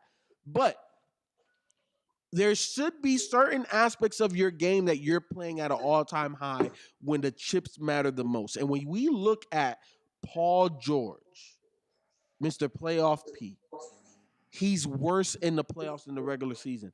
All the pressure is on him. He is the one that had the biggest mouth. He is the one that painted the bullseye on his own back. He's the one complaining about everybody coming at him. He's the one having an astounding regular season. Right. And he's been quiet lately. Because he knows what time it is. It's playoff time. And when playoff time comes, and he ain't the guy. He's the one with all the pressure, in my opinion. It's like that scene in The Wire where he's like, Omar coming and said, playoffs coming. Playoffs coming. Let me go next, Ken. I disagree with you. I disagree with you, and I say that because out of those one, I think I'd rather be playoff P. And the reason being is I feel like he has the best situation because he does have the talent. He seems to be pretty healthy this year. So all he got to do is go out there and play. And he got Kawhi as the leader of that team. You got people around you with more, people thinking Rondo going to come in and make the biggest difference. He can kind of, if he does what he's supposed to do finally, which he ain't done it yet, then it's all good. But secondly, nobody expects him to do it. Everybody expects him to be way off P. Everybody expects him to fail again. So if you expect somebody to fail, ain't no pressure in that. Like, y'all ain't counting on me nowhere. Y'all know I'm gonna mess up anyway. The pressure to me is on Giannis. And the reason being is Giannis has been hailed as one of the next greats. He's two-time MVP. This guy's coming in here and he's been bounced early every year. Now's the time for him to step up. Yeah, you're right. Brooklyn did take some pressure off of him, but not all of it. You expected him to keep playing and do his thing this year, finally. At some point, step up and make it over the hump, at least get to the Eastern Conference Finals. You know what I'm saying? And like we said it earlier about the Clippers, they've been coasting by anyway this year. Ain't nobody really expecting much from them anyway. Everybody's paying attention to the bottom of the West and the top of the West. The fact that Utah and Phoenix are at the top and the Lakers and Golden State battling at the bottom. Nobody's really paying attention to the middle. So I don't think there's much pressure for him this year, not as much as normal. So I think this will be the year he finally gets over the hump and plays well. Why? Like, there's nothing. Like, y'all remember he was wide open hitting the side of the backboard. It wasn't like he was trying to hit a tough shot. It wasn't no clutch moment. He was wide the hell open, bro. Yeah. Like, no. Yeah. That's an NBA player. Yeah. Hey, I agree with you wholeheartedly. But like I said, I still think the pressure, though, is on Giannis. This guy been doing that. We expect that from Paul George. We expect Giannis to take the next step. We've been saying it forever. But let me ask you this: who expects the Milwaukee Bucks to beat the Brooklyn Nets? Who expects that? We just expect Giannis. I don't expect him to beat him, but I expect Giannis to play his butt off and play good and get his numbers. But just because you agree to that is my entire point that the Brooklyn Nets as an organization took the pressure off of Giannis because it's no longer Giannis should win this championship. The championship he should have won was last year. That was the one that slipped away. That was the perfect opportunity for somebody like Giannis to win the championship. Yep. But his criticism is not based off him winning as much as it is his performance. Winning too, but his performance is where he's criticized the most. Is he going to be able to step up and play at that same MVP level in the playoffs? He's not been able to do it yet. But this is why I have an issue with media pundits, because we don't hold Giannis to that standard. And if Giannis is a back-to-back damn MVP, it's about winning championships at this point. Man. It's not about just getting to the damn Eastern Conference Finals. It's about winning the damn thing. You are arguably the best player in basketball. If it's not LeBron and it's not KD, the next name is you. Should be. So Yeah, it is about winning championships for Giannis. But should be. But that's still secondary. And the only reason I say that is because, like we always talk about, to win championships, you got to have a secondary player. We talked about that Tuesday. You got to have two main guys, and then the third guy that can sometimes be the guy. They don't have that. You know what I'm saying? So that's kind of his built-in excuse. So he has to be Superman on every night in the playoffs. But you're building my case. Brooklyn as an organization took the pressure off of Giannis. Even if Brooklyn would have still just been Kyrie and KD, the pressure's on Giannis. You can beat that with Drew. I gave you the best two-way guard. He can do something with Kyrie. We're not saying he's gonna shut him down or nothing, but right. Kyrie gonna have to work for that. It's gonna be But when you say, but you're the main one that says though that Giannis falls off in the playoffs. Not that he's losing, his performance falls off, correct? 100%. So that's what I'm saying. If his performance falls off this time like it did every other year, then that's where the pressure is going to come from. It's like, okay, man, you set us up. You're supposed to be on Mount Rushmore, yet your performance is not there. Now, winning is important. Don't get me wrong. At the end, it's going to be looked at win and losses. But more than anything, you're going to look for this man to have 30 and 20 in the playoffs in a couple of them games and do what he's capable of doing in the regular season. We always talk about him regular season versus him playoffs. Yeah, we don't like him getting bounced, but more than anything, it's him showing up and showing versatility and being able to do some of the things because the game is slowed down. It's more about the breakdown of him as a player and not you keep losing. Shelton. It's how he's losing that we criticize. Shelton, all of that was the case. That shit gone now, bro. What about it's about winning now. No more bounces, no more performances. It's winning. But you know what? But here's the thing. There's pressure on Giannis to not lose to anybody else not named Brooklyn. Right. You see what I'm saying? So he can't lose to no Chicago or Atlanta or Boston, Miami. He can't lose to none of that. Maybe Philly, maybe, but not really, because you're a two-time MVP. So no. The only team you are allowed to lose to, and this is the reason why I'm absolving him of the pressure, is Brooklyn, because I think they're good enough to get to the Eastern Conference Finals, but they're not good enough to beat the Brooklyn Nets. And again, I don't think it's the expectation. The moment that they traded for James Harden, who the hell was talking about Milwaukee? Milwaukee has been under the radar. Why? There's no pressure there no more. But what I'm saying, in spite of the big wins they've got, if Giannis scores 30 and gets 10 rebounds and they lose to anybody, and Paul George scores 20 and gets 8 rebounds and they lose, Paul George is not going to take as much heat as Giannis regardless. Giannis still ain't doing what he's capable of doing. No, I know. There's more pressure on Giannis regardless. He's the leader. Paul George, nobody expects him to be the leader, so he's not going to have the pressure because he's not the guy.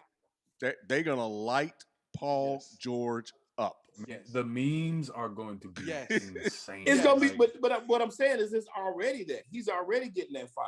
Which is why they're going to light his ass up. Even more. Yeah. Giannis has further to fall. Nah. Giannis hasn't turned into a joke yet. Exactly. He's on the way. The jokes they building that wall. They building that shit up. But see, that's what I'm saying though. So if Paul George has a solid performance and loses, then the jokes are not going to be as bad. It's not going to be way off P unless he does. Now, if he go out there and sting it up like he did all them other times, that's different. But if he goes out there and does decent and loses, it's still not going to be like Giannis playing decent and losing. There's still two different levels. Giannis is supposed to be Superman. If Giannis runs into the MAGA heat and they build that wall again, I'm telling you, the jokes will start to fly. But yeah, that's what I'm saying. I will say, I think Paul George probably has the most pressure.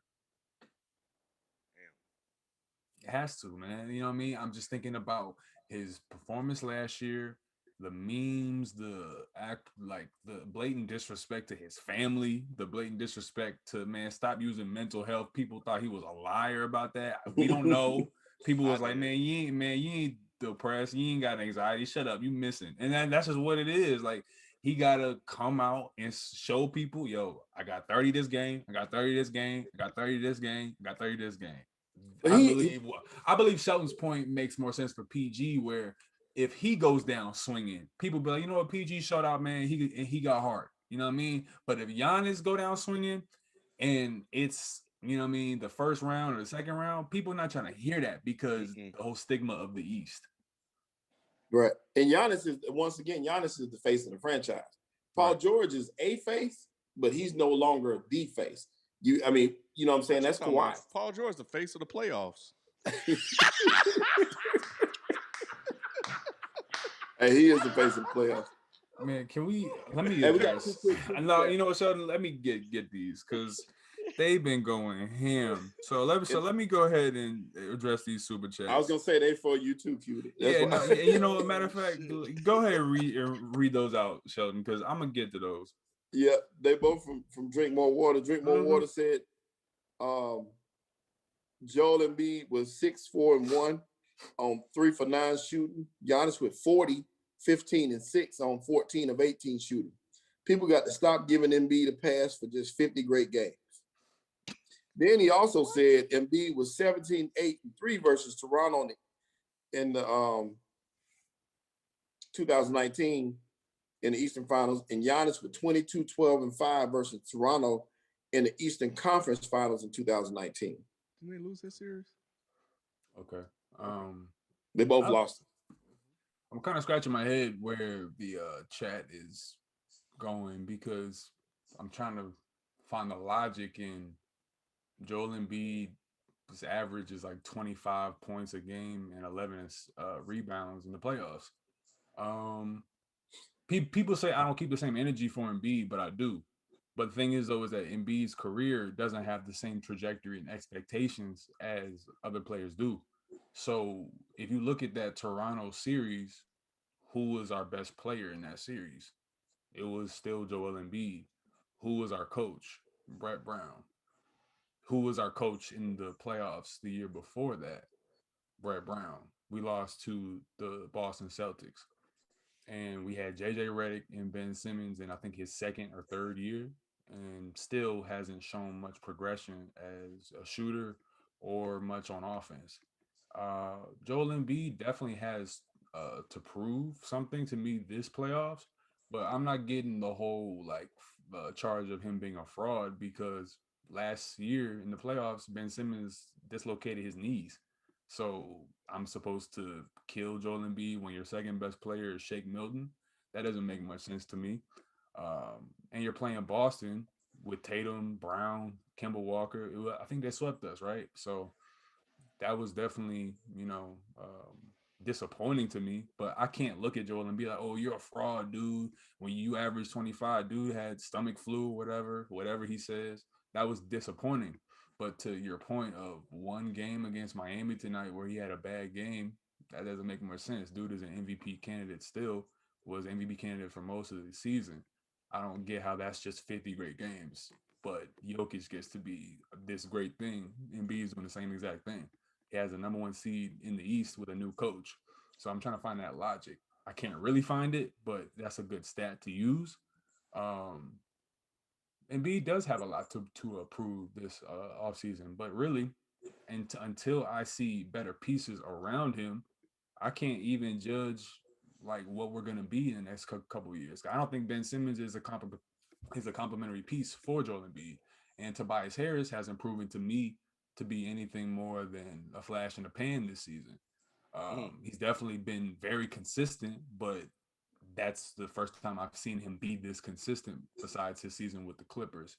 So if I'm to understand these points fully, I think you're saying Joel Embiid is a fraud because he lost to the Celtics without real talent around him and a coach who didn't even get an interview when he was fired, and because he lost without Ben Simmons last year. And to the point of Toronto, we went 7 games with Toronto. We lost on probably the greatest miracle shot ever in NBA history. Meanwhile, and you can super chat this to me. What was the record with Milwaukee and Toronto with all those stats that Giannis put up? Mm. Oh, okay. All right. So we'll see what happens this season, and then I'll make my case if he's a fraud or not. Did they call him a fraud? I wasn't looking at the chat. I Were know they it's saying he was just a fraud it's just playful, guys being playful, or being overrated? loose with the loose with words, but I can see the sentiment. I guess what I thought they were saying was he just needed a little bit more heat, which I don't think he does. For I think he had a what? great year for Joel Embiid. Not That's what I this thought they year. were saying. Mm. That's Not what I'm this saying. year. I thought he had a great year this year. I mean, he this was one of his this was his best season. Mm. I can't fault him for what went on around him. You're right about that. I agree with that. Yeah, I think they said he was battling the flu too, so that may have something to do with it tonight. I don't know. Yeah, I- they looked out of sorts. Yeah. I think a lot of these teams, man, are just ready to get this shit over. with. This They're is ready to tired, man. Like Yeah. I can't kill Joel Embiid for a bad game in Miami on the road. Like, what do you want me to do? Come on, you MVP candidate, take every game seriously. And I don't know what he's going through right now. He might just be trying to chill to the end of the season and really turn up. I would hope with them being, but the only thing about that, maybe he was sick, and I hope that's what it was. Mm-hmm. And the reason why I say that is because that team is playing for the number 1 seed Mm-hmm. still. So in saying that this was an important game, and they look flat, but like I said, hopefully it was just something that a little bug, and they'll get over it and play good in the playoffs. Yeah. And we have a great playoffs like normal. Yeah, and I really want to keep addressing it because I do think it's a good point. That Embiid probably does need a little bit more heat, but I think he knows he needs more heat, and that's why he made the adjustments to his game. We've never been out of the second round, but I don't really understand when we were supposed to get out of the second round, except for that Boston series. But I've been telling folks for years, and you can go back and check me on Blog Talk when I was talking shit about Brett Brown, saying he can't coach. His offense is horrendous. He doesn't have a 3-minute offense. And when he gets down, he doesn't know how to come back. So I've been consistent with the fact that Embiid does need to be more back to the basket. And voila, what do you see this year? More back to the basket. And what has been the result of that? MVP candidacy, MVP votes, first team all defense, defensive player of the year votes. So whereas I'm trying to see what's fraudulent about that when the history of his career doesn't show anything more than taking a step each year. I don't know. AD, people say, oh, I don't keep the same energy because AD, y'all were talking about AD like he was going to be the next Tim Duncan. I'm not, like, the expectations are not the same. People didn't even know if Joel Embiid was going to be able to play an NBA game with his navicular bone protruding through his skin coming into the draft. So it's kind of a reach, fam. I can't lie to you. It's kind of a reach, but we're gonna get to the next topic and keep sending those super chats. Well, I didn't answer the question. Oh yeah, go ahead. Quick. I think it's Ben Simmons. I think Ben Simmons has the most pressure on him. I think Ben Simmons has fallen off. I think nobody cares about Ben Simmons the way they used to care. Ben Simmons is basically turning into a more talented, athletic Draymond Green. And you're now you're potentially the number 1 seed. And if you don't get out the first round, which they should, if you don't get out the second round, which they should, like you, FIFO, the only team they really should lose to, and they really shouldn't lose to them because of the matchups, as you guys have highlighted, you and Q have highlighted at points during the season, are the Nets. So what is Ben Simmons going to do now that Joel Embiid has basically taken control of that team? It's his team now. What are you going to do, Ben? So, yeah, Ben, man, Ben's in trouble. I think he has pressure to do something because he's played a little shitty in the playoffs. No, not even. And let me go in on Ben real quick. So people, I don't cape for players, man. I just call it the way I see it. Ben Simmons is very limited in the half court, and he gets exposed every single year. Last year, people like I said earlier, they seem to forget that Ben Simmons was not even available to play defense. He's a very great defender, but to me, his defensive output is not enough to outweigh the lack that he has on the offensive side. There is just an absolute zero in crunch time moments because guys know that, oh, he can't create his own offense. He's not going to shoot this ball. He's not going to shoot this three. He's not going to shoot this 18-footer. He's going to try to run into the paint. And you know what he does?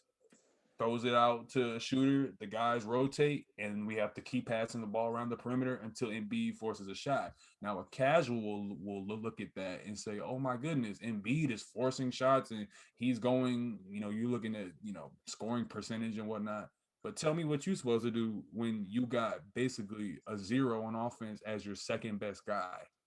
What is your percentage going to look like at all? That's what my not excuses for Embiid, but that's just my reasoning for why he had to get better in better shape. And I will hold him to a better standard now that he's made these corrections. Yeah, and he did have one. Shout out to the chat and Daryl Brown. The chat is going. No, shout out DB, chat. DB. Yes, they were calling him the next Akeem after they saw that the man could play. Yeah. But it wasn't before. If I'm correct me if I'm wrong, but I don't think it was before. I think there were question marks because of because of his foot. But once they saw the man get on the court, because I know I was saying that, I was like, oh shit, this dude like legit. But I don't think that was before that. So, but it is what it is. And it's like people are like, oh, who did AD have? Drew Holiday, Rondo, Boogie. Like, what do you want me to say?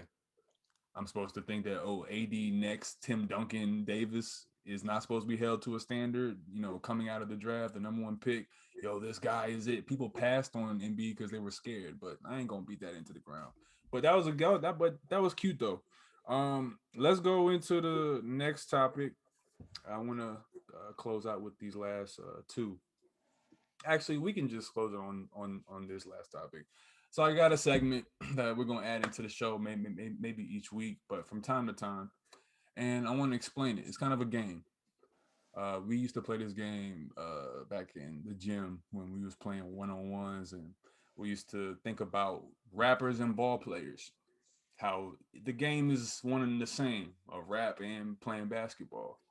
And we used to come up with little comparisons for basketball players and what their rap comparison is.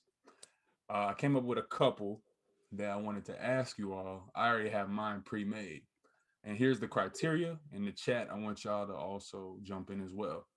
So the criteria is I will name one basketball player and you give me a rapper who you think is a good comparison, whether it be in skill, whether it be career trajectory wise, you can compare the two. I try to keep them within the same time frames of when their careers started or blossomed into what they are. So I'll give you an example. The first rapper that we are going to discuss, the first player that we're going to discuss is Tim Duncan. I think Tim Duncan is the Nas of the NBA. Nas? Yes. Because I think coming in around the same time, Nas doesn't necessarily have the greatest beat selection, doesn't necessarily have the most exciting albums, but is regarded as, and is championed as one of the best ever. You look at, people say, oh, he doesn't pick good beats, he's boring, blah, blah, blah. Tim Duncan, in the same aspect, his game isn't that exciting to people, but the results are there. What do you all think? Who do you all think is Tim Duncan's rap comparison? Ice Cube. Because Mm. he has a cool, calm, collected exterior, but I know underneath that shit is burning like a motherfucker. And he gonna win some championships, and he's definitely an OG of the game. I'll say Black Thought.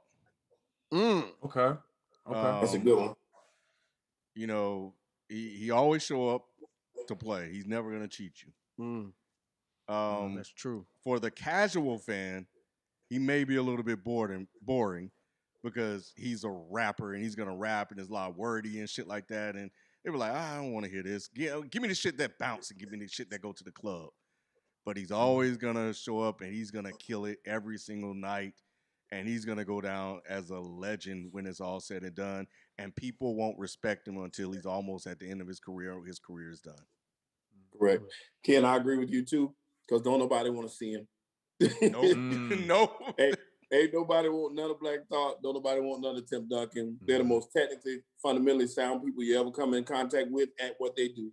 You're right. That's the best one. So the chat, I'm gonna read some of the chats and what they're saying. People are saying that Tim Duncan, Rakim. Somebody said Tim Duncan was also. Somebody also agreed with me. And there's some good ones that people are also saying.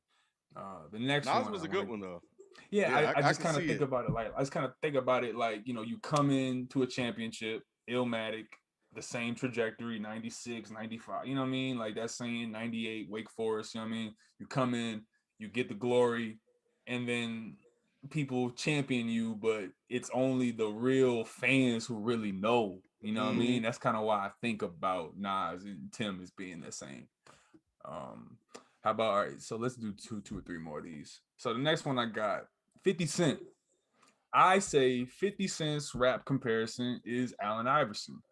I say he's AI because AI changed the game and impacted the NBA with his look, the same way in which 50 Cent scared the shit out of America when he first got on. He set the tone in terms of the do-rags, the G Unit, you know what I mean? That whole thing, man. Like the whole 5 shots, like, you know what I mean? Like the comparison to AI getting caught up in Virginia Beach and arrested, the controversy around his name. No one really wanted him the same way 50. And then you get to this team, you get to the, aftermath, and you blow up and you almost set the aesthetic for the next 5 to 8 years. Everyone looked like 50. Everyone looked like AI. What do y'all think? I'm gonna have to go. I feel you. I'm glad that you be explaining these joints because when you first say, it, I'm like, what the hell? For me, it's Charles Barkley. And the reason why I say both of them big and menacing, ain't nobody want like. As soon as they came into the league, they were a tear. They were different. And they didn't give a fuck about the status quo. You know what I'm saying? 50, like he made how to rob. Like he was talking about how to rob the richest and most successful people. And Charles Barkley came in, like he didn't care about nobody. He just trying to rip down the rim and one of the first power forwards to grab a rebound on one end, push it, and yam on everybody else's head. And that's kind of how 50 kind of came into the game. Like, man, like the whole Get Rich Die Trying album was on the damn radio. You know what I'm saying? So I just think of impact. I think of brashness. I think of how Charles Barkley was talking about. I'm not a role model. 50 didn't care about none of that. You know what I'm saying? So I feel like those were the parallels. What about y'all, Sheldon and Ken? 50. Who's your comparison? Comparison of 50. I was gonna say Draymond Green. And the only reason I say that is because he's loud. He thinks he's the best. He was the best at one. You know what I'm saying? He was the best. He was a champion at one point. Put it that way. And you know what I'm saying. And now he's kind of tailing off, but he already done made his money. That's 50. What about you, Ken? Ron Artest. Elbow Ron. All right, we going Ron. Just what? I don't give a fuck. Queens, New York shit. Yeah, Hey, the Malice in the Palace. Like, I'm with that. Yeah, I'm with that. Yeah, Ron Artest. I'm with that. Okay, I'm with that. I like that one. Let's do 2 more. Actually, I got 3 more. Just real quick. Wayne. This is an easy one for me. I think Wayne is Kobe. I'm gonna tell you why I think he's Kobe. Both came in the game young. Both came in, one fresh out of high school, raised for it. Wayne, raised under Birdman, was a protege to this. You know what I mean? And when you look at the styles of players versus the styles of rappers today, so many people are Wayne's children in terms of the inflection, the lean, the tattoos, the rhyme patterns, the off-kilter similes and whatnot. Kobe, everyone's doing turnarounds. Everyone loves his shoes. Everyone's trying to do his style, his little up and under. You know, they kind of set the game, and they were young OGs in this. Let me know if I'm tripping. Nah, you not. You not. This is your first good one. That's a good one. That's a good one. All right. All right. No. This all was right. really good. This one's really good. I almost have to agree. I can't think of anybody else. Mm-hmm. Think I got about one. it. I It's got the one. You hot got one, boys. Shelton? The hot boys. Yeah, You got one, Shelton? I don't for Wayne. I do. It'll take me some time to think on that. Mm-hmm. D Rose. Ooh. D Rose. When he was at the peak of his career, killing it. MVP. Mm, Got hurt. Fell Mm. off. Mm-hmm. mm, Wayne got on the lean. Fell off. mm-hmm, People still like to watch him. mm-hmm. People still like to listen. But He he ain't the wasn't the same. same. Yep, But what's Mhm. D Rose doing now? he balling. He rebuilding his Yeah. career. There you go. What is Wayne doing Yep. now? Yep. He There you go. rebuilding his career. Yep. Mhm. D Wade. D I like D Rose. Wade or D Rose. I'm sorry. Yep. D Rose. I like Kobe and D Rose for Wade. Yeah. Mhm. Yeah. Hey, this super chat real quick, Q, is what I was gonna say anyway. Marty McFly said, I like this segment. Can go on forever with comps. Easiest one to me is Curry equals Drake. Hate him, or love him, he got hits. That's it. They changed the game. Yep. I can feel that. I can 100. feel that. I can Yeah, feel that. damn. Yeah. I can feel I that. know that was that one you had? It wasn't, but it's definitely like a great because I thought it was too easy. I was like, man, everybody. That's gonna what I have Curry thought and too. Drake. I thought the same thing. I wanted to do like little off kilter ones. So last two. J. Cole. In honor of my man dropping his album in probably 40 minutes from now, off season. I have J. Cole as rap game James Harden. Coming in around at the same time, hella stats, hella decorated, but in a lot of people's eyes, they don't have the ring, and a lot of people say Cole doesn't have the classic album or the album that people go back to that is like, yo, the bomb. But the thing is though is that when you look at just the technical aspect, they keep getting better each year, but people question for years, I mean, can he make, this great body of work, aka can he play defense? Does he want to play defense? Does he want to get features? But he keeps selling. He keeps going to the playoffs. He keeps getting all these stats. So I got J. Cole as rap game James Harden. Am I tripping? I agree with Tigolo. Cole is Kawhi. Mm. You know what I'm saying? He's just a quiet type guy that goes about his business and makes things happen. I'd have to agree with Kawhi. Damn. Yeah, Mhm. damn, he nailed that one. Yep. That I was actually working is a on good something one. else, but yeah, Me that's too. a I good was one. working on somebody else too, but I ain't even gonna say it. I ain't gonna Nah, say say it that. either. Say that. Say that, Free. I like Kawhi Kawhi. works. Kawhi's good. Kawhi. I was Damn, thinking Kawhi's that too. good. Yeah. Kawhi. How do y'all feel about Freddie Gibbs as Jimmy Butler? Kind of had like a rough Yeah, beginning, That's a but good one. worked his ass off and worked his way into real stardom. You know what I mean? Worked his yeah. way into being the I guy. Late see it. bloomer. Yep, I Late see it. bloomer. Yep. That's a good one. And for the last one to close out the show, I got Carl Anthony Towns as Bryson Tiller. We gonna talk about questioning. We gonna question whether he wants to really make music. A lot of people say, do he really want to play ball? So it's like he ain't really a rapper like that. But I thought, perhaps, Cat Bryson hasn't had a hit since Trap Soul. Really, it's like, what's going on? You know what I mean? Like, the skills there, obviously. Like, people like the songs, like people like what you're doing on the court, man. But where the wins at? Like, where's the desire? You know what I mean? The only problem is that qualm. Carl Anthony Towns is actually good and Bryson Tiller isn't. Get out of here. All right, that concludes the show. Hey, man. Man, this man be so disrespectful. Oh He my does. goodness. Hey, we got a couple good ones in the chat. We got a couple more super chats I'm gonna read real quick, but a couple good ones in the chat I just had to mention. For sure. Isaiah Christian said Pat Bev is Trinidad James. Y'all got y'all, you know what? To me, that took the cake. That's it. That's it. That is it. That's the one. Oh, That's the one right Oh. there. That's the one. That's Oh, the one. man. Oh my goodness. Somebody said Nick Young is Lil B. Y'all gotta chill out, man. They said they said playoff P is Riff Raff. Yeah, no, see, we not doing that. No, And bro. Alex Caruso is Macklemore. Alex Caruso. Good Lord. Come on. Oh man, these are some good ones. No, these are some really good ones, man. Is So, LeBron Those are some James good ones. Jay-Z? it's LeBron Hove. Well, he I would said he's think gonna bring so. these back. He said he's gonna bring them back. Yeah. So I'm sure we'll get to that one. Yeah, I would think so. We'll get to those. 'Cause I don't know if I agree with that. Tigolo left a super chat, said Tim Duncan was Fonte Coleman. Fonte, I can feel that. Mhm. Yeah, I can see that too. I can feel that. We got another super chat real quick from Oblivion Radio. He said, I don't know if y'all talked about this, but do y'all think the Warriors can make a run in the playoffs since they've beaten some of the top teams? I think they No. can win the play-in, but they cannot make a run in the playoffs. No, they don't have enough talent to get past that first round, no matter who they play.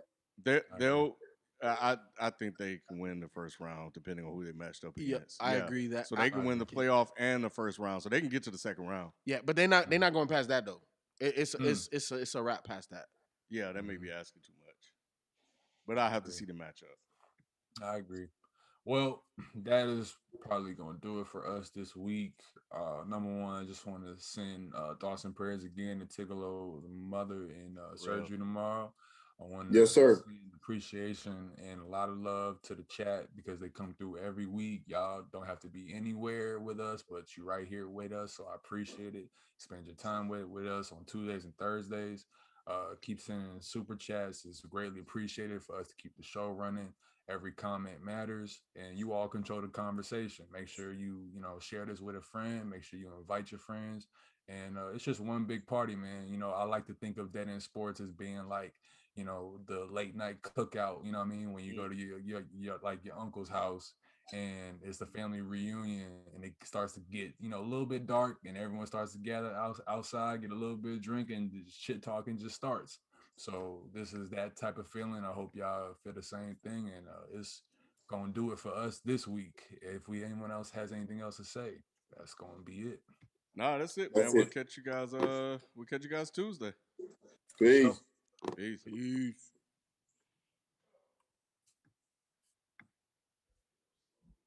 I forgot about Man said the Tuesday. NFL schedule coming. We got to talk about the NFL schedule We'll next talk week. about it Tuesday. That's what, yeah. Man, Blake Bortles, man. That boy Rodgers is out of here. Now, they said they signed him. That's what I was going to tell you. The reason why they said they signed him, which I think they're preparing for Rodgers to be gone, but they signed him because they only had two quarterbacks on the roster. So they needed a third no matter what. So that's why they said they brought Blake Bortles in, is to be that third QB. But to me,